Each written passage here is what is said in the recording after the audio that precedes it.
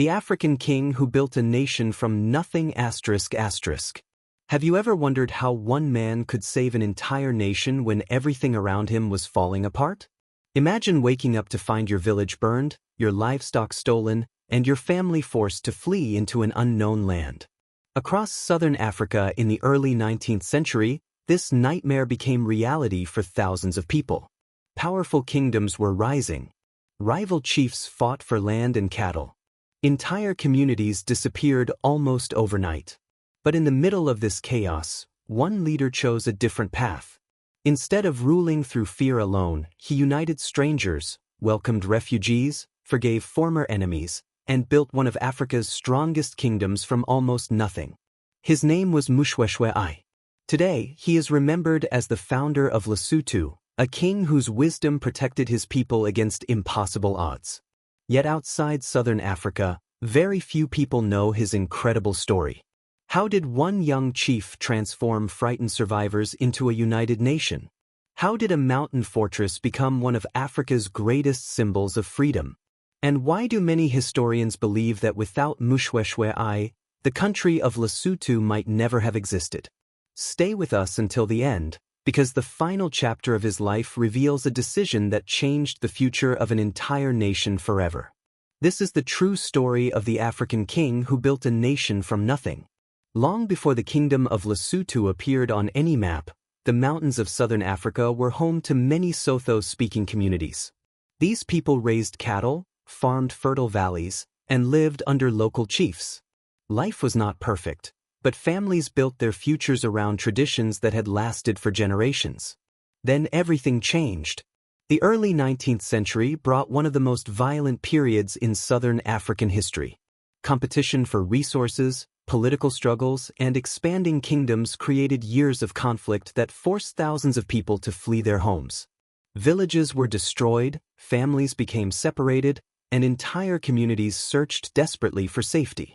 It was during these difficult times that a young boy named Lepoko was growing into adulthood.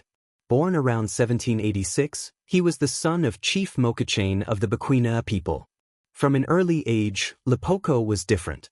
While many future leaders focused only on becoming stronger warriors, he spent just as much time observing people. He listened carefully to elders, watched how disputes were settled, and learned that a leader's greatest weapon was not always a spear. Sometimes, it was patience. As he grew older, he earned a new name, Moshoeshoe. According to tradition, the name came from the distinctive sound made while shaving, reflecting his habit of taking away his enemies' strength little by little rather than destroying them all at once.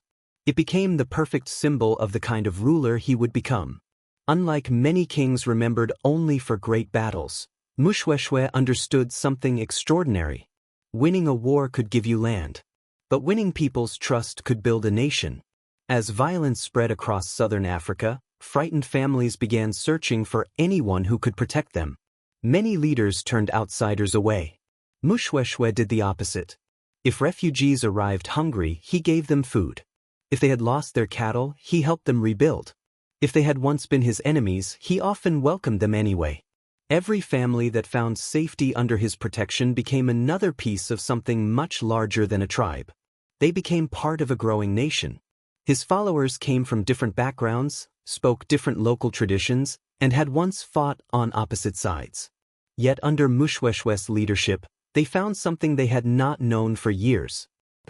His reputation spread quickly across the region. People whispered about a chief who cared more about protecting lives than collecting trophies from war. More families arrived. More warriors pledged their loyalty. More villages accepted his leadership. But Moshoeshoe knew that people alone were not enough. If his growing nation was going to survive, they needed a place that no invading army could easily conquer. He searched across the rugged landscape until he found exactly what he was looking for. Rising high above the surrounding plains stood a massive flat-topped mountain. Its steep cliffs looked almost impossible to climb. Natural springs provided fresh water. The summit offered enough space for homes, livestock, and food stores. This mountain would become known as Thaba Bosiu, the mountain at night. To outsiders, it looked like a fortress created by nature itself. To Moshoeshoe, It represented something even greater. A future. A place where his people could build families instead of digging graves. A place where children could grow up without waking to the sound of war. But building a nation on top of a mountain would prove far more difficult than finding the mountain itself. Powerful enemies were already watching. And soon, one of the greatest tests of Moshoeshoe's leadership would begin. As families climbed the steep slopes of Thaba Bosiu, they were not simply moving to a safer place. They were becoming part of a dream. Every day, more refugees arrived carrying little more than the clothes they wore. Some had walked for weeks across dangerous land. Others had lost everything to war. They came from different clans, spoke different dialects, and had once considered each other enemies. Most kings would have seen division. Moshoeshoe saw opportunity. He believed that a nation was not built by blood alone. It was built by trust, loyalty, and a shared future.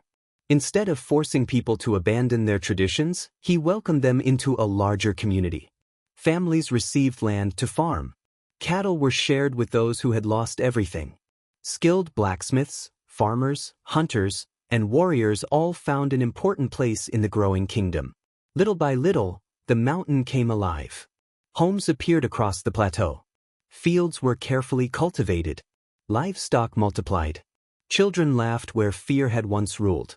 What had begun as a refuge was becoming one of the strongest kingdoms in southern Africa. But Moshoeshoe knew that peace would not last forever. Powerful chiefs watched his growing influence with suspicion. Every new family that joined him made his kingdom stronger and his rivals weaker. Many believed that sooner or later, someone would try to destroy everything he had built. So Moshoeshoe prepared. Unlike many rulers who relied only on brute force, he understood that intelligence could defeat a larger army.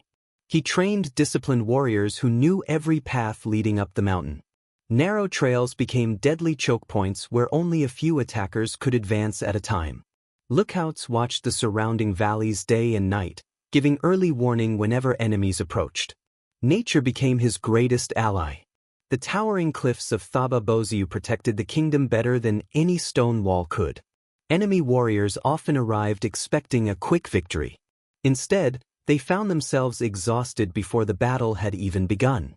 Steep climbs drained their strength. Defenders rained down spears and stones from above. Every failed attack reminded the region that this mountain was unlike any fortress they had ever faced. Soon, stories spread across southern Africa. People whispered that Thaba Bosiu could never be conquered. Some even believed the mountain grew taller at night, making it impossible for enemies to reach the summit before sunrise. Whether true or not, the legend strengthened the confidence of Moshoeshoe's people while planting fear in the hearts of his enemies. Yet Moshoeshoe's greatest victories did not always happen on the battlefield. After defeating an invading force, many kings would have celebrated by humiliating their enemies. Moshoeshoe chose another path. He often returned captured cattle as a gesture of peace. He released prisoners instead of executing them. He offered defeated rivals the chance to become allies rather than lifelong enemies. To some of his own warriors, these decisions seemed too generous. Why show mercy to those who had attacked them? Moshoeshoe understood something that many rulers never did. A defeated enemy forced into revenge would fight again. A respected enemy could become tomorrow's friend. His wisdom transformed rivals into partners and reduced the number of wars his people had to fight.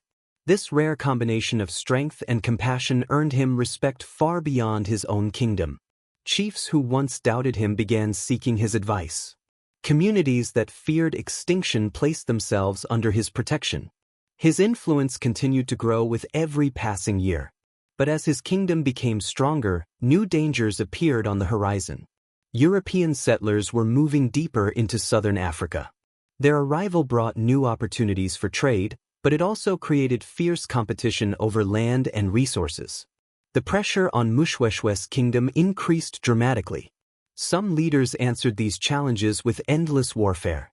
Moshoeshoe relied on something even more powerful: diplomacy. He welcomed Christian missionaries, not because he wished to surrender his traditions, but because he understood the value of knowledge. Through them, he learned about European politics, languages, and customs. He realized that understanding outsiders could help protect his people from future threats. It was an extraordinary decision. Rather than rejecting change or blindly accepting it, Moshoeshoe carefully chose what would strengthen his kingdom while preserving its identity. This balanced approach made him one of the most respected leaders of his time. His reputation spread beyond southern Africa. Travelers spoke of a king who combined courage with wisdom, a leader who could defeat enemies in battle yet negotiate peace with remarkable skill, a ruler who understood that the strongest kingdom was not always the one with the largest army, but the one whose people stood together. For many years, his vision worked. Lesotho continued to grow. Its people believed they had finally found lasting security. But history had one final challenge waiting, a conflict that would threaten everything Moshoeshoe had spent his life building. Powerful colonial forces were closing in. And this time, even the mighty mountain fortress of Thaba Bosiu would face its greatest test. The years that followed would become the greatest test of Moshoeshoe's life. His people had survived regional wars. They had transformed a mountain fortress into a thriving kingdom. They had welcomed thousands of refugees and built a nation from almost nothing. But now, a new challenge was approaching. European settlers were expanding across southern Africa, and the struggle for fertile land became more intense with each passing year. As tensions grew, the Basotho people found themselves facing opponents with larger resources and modern firearms. Some leaders would have chosen endless war. Moshoeshoe knew that courage alone would not guarantee survival. He understood that a king's greatest responsibility was not simply to win battles. It was to protect the future of his people. Even during difficult conflicts, he continued searching for peace whenever possible. He negotiated with neighboring leaders, formed alliances, and looked for solutions that could spare his kingdom from unnecessary destruction. These decisions were not signs of weakness. They were signs of extraordinary leadership. Moshoeshoe believed that a nation could recover from losing land more easily than it could recover from losing its people. As pressure continued to grow, he made one of the boldest decisions of his reign. Realizing that his kingdom could not withstand every threat alone, he sought the protection of the British crown. This move was not about surrendering his identity. It was a strategic choice to preserve the existence of his kingdom during a dangerous period of colonial expansion. In 1868, Basotho became a British protectorate. For many rulers, asking for outside protection would have been seen as defeat. For Moshoeshoe, it was a calculated decision that helped ensure his people would continue to exist as a distinct nation. History would prove him right. While many African kingdoms disappeared under colonial rule, the Basotho nation survived with its identity, culture, and leadership intact. Moshoeshoe had achieved something remarkable. He had protected not only his generation, but generations yet to come. A year later, in 1870, Moshoeshoe I passed away. His death marked the end of an extraordinary chapter in African history. But his vision did not die with him. The kingdom he built continued to endure. Nearly a century later, in 1966, Basotho gained independence and became the Kingdom of Lesotho. The foundations of that nation had been laid decades earlier by one man who believed that unity was stronger than division. Today, the towering mountain of Thaba Bosiu still stands as a powerful symbol of Basotho identity. Visitors who climb its slopes are not simply walking through history. They are walking across the birthplace of a nation. Moshoeshoe I is remembered not only as a warrior, but as a statesman, a diplomat, and a unifier. His greatest victories were not measured by the number of battles he fought. They were measured by the lives he saved, by the communities he brought together, by the nation he created. In a time when violence consumed much of southern Africa, he chose wisdom over revenge. He welcomed strangers instead of rejecting them. He built unity instead of fear. And because of those choices, millions of Basotho people today can trace the story of their nation back to his remarkable leadership. His legacy reminds us that true greatness is not defined by the size of an empire. It is defined by the future you leave behind. Moshoeshoe I did not build the largest kingdom in Africa. He built something far more lasting. He built a nation. If this story inspired you and you believe more people should know the incredible history of Africa's greatest leaders, Make sure to like this video, subscribe to the channel, and turn on notifications. Every week, we uncover the untold stories of African kings, queens, warriors, and civilizations that changed the world but are too often overlooked. Until next time, remember this. History is not only written by those who conquered. Sometimes, it is written by those who united. Thank you for watching.